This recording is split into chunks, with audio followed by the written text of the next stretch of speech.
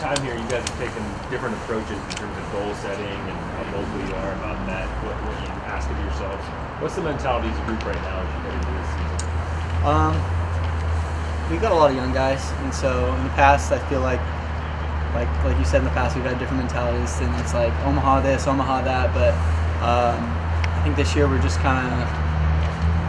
We feel like we're the underdog this year. We're not ranked or anything. No one's like looking for us to do anything big, and so we just kind of take it day to day that we're going to be overlooked. But I mean, that might be a good thing for us. We're going to play our game and play how we play and see how it fares for us. What young guys are you excited about right now? Are you excited to see as practice gets going?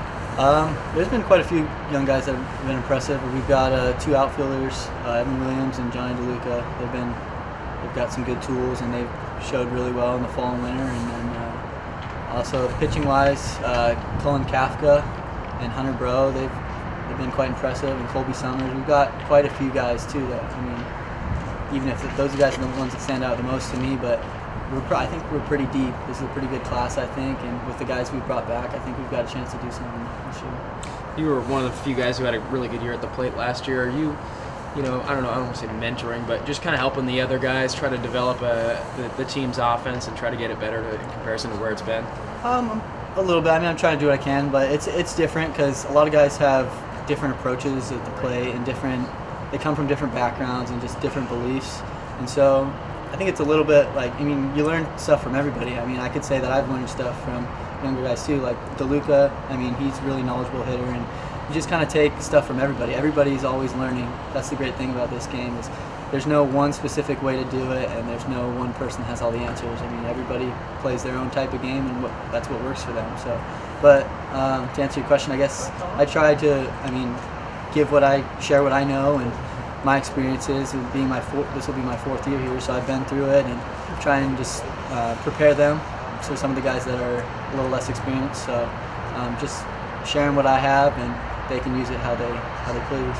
The potential exists to have a pretty veteran infield group. How much can that help you guys in terms of communication and just, you know, really shoring things up defensively? A ton. I mean, you got Matthews and Steer, who played just about every game last year, and then I played pretty much every game last year in the infield. So that, I mean, that's 3 out of the 4 spots. I mean, not saying that that's how it's going to be on opening day, but when you got that much experience in an infield, it's especially with those guys only being sophomores too, they're only going to keep getting better. And it is very helpful because, I mean, with all the bunt defenses and first and thirds and just normal defense that we work on, I mean, it's nice to have some guys that you think you can rely on and not have to worry about, because, I mean, there's so much going on. I mean, defense is like the kind of part of the game that's supposed to be the consistent and easy part. So when you got that locked down, you can really focus on your offense and the other aspects of the game.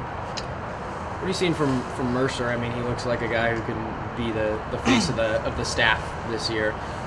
Did you give him the nickname the Silent Assassin, or did someone else give him that? I have actually not heard that name before, but I mean, I would say he's the opposite. He is not silent at all. I like Mercer a lot. He's competitive, and he doesn't really have much of a filter. He'll say what he thinks, and he's confident out there, and I think that's what really helps him. I mean, obviously he has really good stuff, but he'll speak his mind, and he doesn't really care what people have to say, because that's who he is. He's confident, and he believes in the work he puts in, and he works his butt off every day. And like you said, he's going to be a horse for us, and looking forward to see what he can do. He's always had a bit of a presence about him, but did you come back from the summer with any more confidence after the experience in the Cape? I would say a little bit. I mean, like I said, he's always had that chip on his shoulder, that confidence, but I mean, going to the Cape and just being as dominant as he was, and he came back. I mean, I don't know if you could tell, he's in really good shape, really strong. Like I said, he works his butt off, and I think obviously the work that he puts in, and along with his confidence, there's not a whole lot of pitchers out there that are better than him, mentality-wise and stuff-wise. So I would say yes, he's gotten more confidence, I guess. Is it weird to be talking about another pitcher like the year after Petey was here, and you were kind of talking in the same terms? Yeah, it's crazy. I mean, we always seem to have that one ace, and then it's really cool to have that guy that you know that's going to go out there on a Friday night and just be the dude that everybody's all in behind, and you just can really trust him and want to go out to battle with him. So yeah, it is awesome, especially with a guy like Petey, he was a first rounder and really special, and then to see we have a guy really develop and get better and have another chance to be a first rounder is pretty special. You stay in contact with Petey now that he's in the Mets organization? For sure. I mean, not as obviously I don't see him as much and talk to him as much, but talk to him here and there, and it's cool to see like where he's got like cool places he goes and some of the people he meets. I mean, you see he'll send us stuff when he's at Citi Field, or he's down right now. I think he's down in Florida doing some pre-spring training stuff. So it is cool to see that side, and almost feel like you're talking to a celebrity sometimes. So. Yeah, but he was the face of the program last year. He's gone. You mentioned kind of an underdog role. What does the team feel like identity-wise? Just like I was saying before, I mean, I feel like as the underdog, I mean, people aren't expecting much from us, but we have really high goals of ourselves.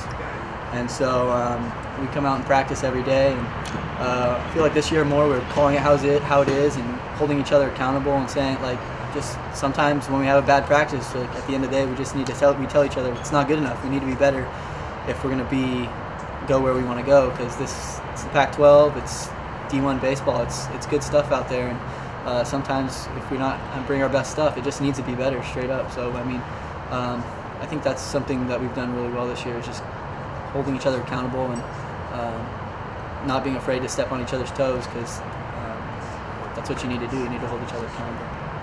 The team kind of have a reaction when George signed his extension? Yes and no. I mean, we had no idea what was going to happen, and I guess I think some guys were pretty relieved. I mean, it's difficult not knowing who your coach is going to be with scholarships and just like roster spots and just your future on the line. So I guess made it kind of easier for us, but at the same time, it's like we want to show like that we're happy to have him back and that he deserves to be the coach. And it's on us to perform. I mean, no matter what he does as a coach, I mean, at the end of the day, we're going to be on the field. I mean, we're going to be in it together, but ultimately at the end of the day, it's us performing. So.